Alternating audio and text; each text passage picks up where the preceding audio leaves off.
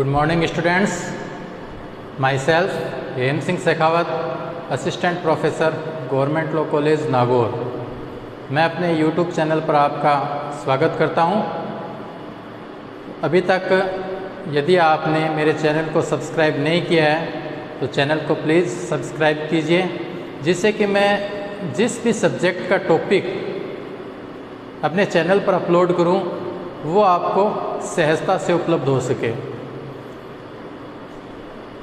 आज हम civil procedure code 1908, जिसे हिंदी में सिविल प्रक्रिया संहिता या दीवानी प्रक्रिया संहिता 1908 के नाम से जानते हैं, उसके बारे में जनरल इंट्रोडक्शन देखेंगे। और जो सिविल प्रक्रिया संहिता 1908 भारत में लागू हुई, उससे पहले क्या किसी सीपीसी का निर्माण किया गया तो कब किया गया, कब उसमें अमेंडमेंट हुए, कितनी बार 1908 से पहले सीपीसी बनी। ये जो सिविल प्रक्रिया संहिता 1908 है, एट प्रेजेंट हम जो देखते हैं सीपीसी वो 1908 ही है, परंतु उससे पहले हम उसका हिस्टोरिकल बैकग्राउंड यानी इससे पहले सीपीसी कब बनी ये इसलिए देख रहे हैं क्योंकि आरजेएस मेंस के अंदर एक बार ये क्वेश्चन पूछा गया था कि 1908 सीपीसी से पहले कब सीपीसी बनी और कब उसमें अमेंडमेंट हुए। तो हम जब सीपीसी 1908 देखते हैं तो हम इससे आगे का ही पार्ट देखते हैं, उसके हिस्टोरिकल बैकग्राउंड की तरफ ध्यान नहीं देते हैं। और कई बार हमारी ये छोटी सी चूक हमें कंपटीशन की रेस से बाहर कर सकती है। तो इसीलिए मैं ये थोड़ा सा पहले सिविल प्रोसीजर कोड 1908 शुरू करूं, उससे पहले थोड़ा सा हिस्टोरिकल बैकग्राउंड में देख लेते हैं इसका अपन। तो जो 1859 था, उससे पहले भारत में जो प्रेसिडेंस नगर थे वहाँ पर तो अंग्रेजी विधि लागू होती थी, जबकि जो मुफस्सिल क्षेत्र थे वहाँ पर लोकल लॉ लागू होते थे। यानी एक ही क्षेत्र के अंदर न्यायालयों में सिविल मैटर को प्रोसीजर करने के लिए कोई एक रूपता नहीं थी, अलग अलग न्यायालय अलग अलग प्रोसीजर को फॉलो करते थे। तो इस जटिलता को दूर करने के लिए, इस कठिनाई को दूर करने के लिए सर्वप्रथम जो सर चार्ल्स वुड थे, उन्होंने सेकेंड लॉ कमीशन को ये निर्देश दिया कि पूरे भारत के लिए एक समान सिविल प्रक्रिया संहिता का क्यों न निर्माण किया जाए।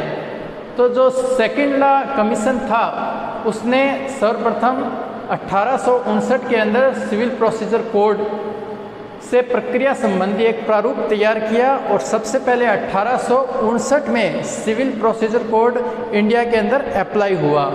परंतु इस सीपीसी में 1859 की ये जो सीपीसी बनी, इसमें भी काफ़ी कमी रह गई। जो मेन कमी थी वो ये थी कि ये जो सिविल प्रोसीजर कोड 1859 है, ये प्रेसिडेंसी नगर के जो सुप्रीम कोर्ट और जो स्मॉल कॉजेज कोर्ट थे वहाँ पर ये एप्लीकेबल नहीं थी, लागू नहीं थी। तो इस कठिनाई को दूर करने के लिए उसके बाद में 1877 के अंदर सीपीसी 1859 को निरस्त करके 1877 में नई सीपीसी तैयार की गई। परंतु इस सीपीसी में भी काफ़ी कमी रह गई, तो 1882 में फिर वापस सीपीसी बनी और 1877 की सीपीसी को निरस्त कर दिया गया। तो फाइनली फिर 1908 में विधायिका के द्वारा सिविल प्रोसीजर कोड को अधिनियमित किया गया, यानी 1908 के अंदर सिविल प्रोसीजर कोड को फिर वापस तैयार करके अधिनियमित किया गया। तो इससे पहले 1908 से पहले 1859 में, 1877 में और 1882 में सीपीसी बनी। फाइनली जो सीपीसी बनी वो कब बनी? 1908 के अंदर। अब प्रत्येक वर्ष संसद हो या राज्य की विधायिका हो, यह बहुत से कानून बनाती है। तो 1908 के अंदर जो सिविल प्रोसीजर कोड बना वो एक्ट नंबर 5 था, यानी 5वें नंबर का जो एक्ट इस साल के अंदर 1908 में बना वो कौन सा था? सीपीसी।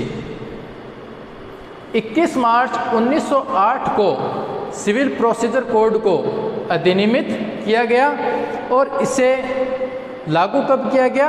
1 जनवरी 1909 से। तो यदि आपसे कभी आरजेएस प्री में पूछ लिया जाए कि जो सिविल प्रोसीजर कोड 1908 है इसको अधिनियमित कब किया गया, तो होता आएगा 21 मार्च 1908 और लागू कब किया गया, तो 1 जनवरी 1909। ये जो सिविल प्रोसीजर कोड है, सिविल प्रक्रिया संहिता 1908 है, इसमें भी समय समय पर आवश्यकता के अनुसार ज़रूरत के हिसाब से अमेंडमेंट होते रहे। जो महत्वपूर्ण संशोधन सिविल प्रोसीजर कोड 1908 में हुए वो हुए थे 1976 में, 1999 में, 2002 में और 2019 के अंदर। महत्वपूर्ण अमेंडमेंट 1976, 1999 और 2002 के अंदर सीपीसी में अमेंडमेंट हुए। ये था सिविल प्रोसीजर कोड 1908 से पहले की जानकारी। अब जो सिविल प्रोसीजर कोड 1908 बना, इसके बारे में हम सामान्य जानकारी लेते हैं। इसकी रूपरेखा क्या है, इसका उद्देश्य क्या है। तो सिविल प्रक्रिया संहिता किस प्रकार की विधि है? सिविल प्रक्रिया संहिता एक प्रक्रियात्मक विधि है। अब ये प्रक्रियात्मक क्या होता है? तो हम विधियों को 2 पार्ट में डिवाइड कर सकते हैं। फर्स्ट सारूभूत विधि एंड सेकंड प्रक्रियात्मक विधि। जो सारूभूत विधि है वो पार्टीज को अधिकार और कर्तव्य बताती है कि पार्टीज के क्या अधिकार होंगे और क्या कर्तव्य होंगे। जैसे कॉन्ट्रैक्ट एक्ट हो गया, आपके पार्टनरशिप एक्ट हो गया, सेल्स ऑफ गुड एक्ट हो गया, रेंट कंट्रोल एक्ट हो गया। ये सारे के सारे क्या है, ये सारूभूत विधि है। और जो अधिकार और कर्तव्य बताए गए, इन अधिकारों को किस प्रकार से लागू करवाया जाएगा कोर्ट में, कोर्ट क्या प्रोसीजर अपनाया जाएगा, वो चीज़ कहलाती है प्रोसीजर लॉ। तो सीपीसी क्या है? सीपीसी एक प्रक्रियात्मक विधि है। इसी प्रकार से क्रिमिनल मैटर को विचारण के लिए सीआरपीसी क्या है? एक प्रक्रियात्मक विधि है। अब आती है इसकी रूपरेखा। सीपीसी सिविल प्रोसीजर कोड के अंदर टोटल मिला के कितने पार्ट रखे गए हैं? सिविल प्रोसीजर कोड के अंदर कुल मिलाकर 11 पार्ट रखे गए हैं। सेक्शंस कितने हैं सीपीसी के अंदर? सीपीसी के अंदर 158 सेक्शंस हैं। जो सेक्शंस है वो मूल सिद्धांत बताती है और जो ऑर्डर है वो इन सिद्धांतों के प्रवर्तन की प्रक्रिया लागू करने का तरीका बताते हैं। कैसे डिग्री का एजुकेशन होगा और भी बहुत से ऑर्डर के अंदर अलग अलग चीज़ें बताई गई है। जो हम आगे एक एक ऑर्डर को देखेंगे तो क्लियर होता जाएगा। ऑर्डर कितने रखे गए हैं सीपीसी के अंदर? 51। अपेंडिक्स A to H, इसमें अलग अलग फॉर्मेट बताए गए हैं कि किस प्रकार से बंधक का प्रारूप तैयार होगा, किस प्रकार से वाद पत्र तैयार होगा, किस प्रकार से रिटर्न स्टेटमेंट तैयार होगा। तो ये सारी चीज़ें अपेंडिक्स में रखी गई है। आपसे क्वेश्चन पूछ लिया जाए कितने पार्ट हैं? 11। सेक्शंस कितने हैं? 158। ऑर्डर कितने हैं? 51। Appendix A to H। फिर आता है कि सीपीसी समवर्ती सूची का विषय है। समवर्ती सूची का विषय मीन्स हमने कॉन्स्टिट्यूशन के अंदर देखा कि जो संविधान की 7वीं अनुसूची है उसमें कुछ सूचियों को बांटा गया है। जैसे संघ सूची, राज्य सूची, समवर्ती सूची। जो संघ सूची है वो राष्ट्रीय महत्व के विषय होते हैं जिन पर कानून कौन बना सकता है? सेंटर, केंद्र। जैसे देश की रक्षा, विदेशी संबंध हो गए, हमारे संचार हो गया, रेल हो गई, ये सभी के सभी। जो स्थानीय महत्व के विषय उस पर स्टेट कानून बना सकता है। जैसे जेल, प्रशासन, पुलिस, न्याय व्यवस्था, साफ सफाई, स्वच्छता। फिर आता है समवर्ती सूची। ये एक ऐसा विषय है समवर्ती सूची जिस पर केंद्र और स्टेट दोनों कानून बना सकते हैं। यानी केंद्र भी कानून बना सकती है और राज्य भी कानून बना सकती है। फिर है जो हमने देखे सेक्शंस। इसमें यदि कभी अमेंडमेंट करना हो तो कौन कर सकता है? संसद, और संसद के साथ में जो स्टेट की विधानमंडल है वो इसमें अमेंडमेंट कर सकते हैं। ऑर्डर में संसद कर सकती है, विधानमंडल भी कर सकती है और हाई कोर्ट को भी ये पावर दी गई है कि वो ऑर्डर में क्या कर सकते हैं, अमेंडमेंट कर सकते हैं। तो ये सीपीसी का रूपरेखा है, कितने सेक्शंस, ऑर्डर्स, कौन अमेंडमेंट कर सकता है, क्या विषय है, ये समवर्ती सूची का है या नहीं है। फिर आता है सीपीसी का उद्देश्य क्या है। सीपीसी का उद्देश्य है सिविल न्यायालय की प्रक्रिया को समेकित और संशोधित करना। समेकित यानी एक ही विषय पर जो अलग अलग कानून को उनको एक साथ कोडिफाई करना, एक साथ में लेके आना और उसमें आवश्यकता के अनुसार संशोधित करना।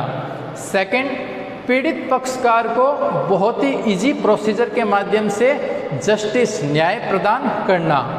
पार्टीज के अधिकारों का उल्लंघन होता है तो उन अधिकारों के उल्लंघन के लिए उपचार दिलाना, कोर्ट में क्या प्रोसीजर रहेगा जिससे जो पीड़ित पक्षकार है उसको न्याय की प्राप्ति हो सके। तो ये आज हमने सिविल प्रोसीजर कोड 1908 के बारे में थोड़ी सी जनरल इसका इंट्रोडक्शन और इसका जो हिस्टोरिकल बैकग्राउंड था उसके बारे में डिस्कस किया। थैंक्स।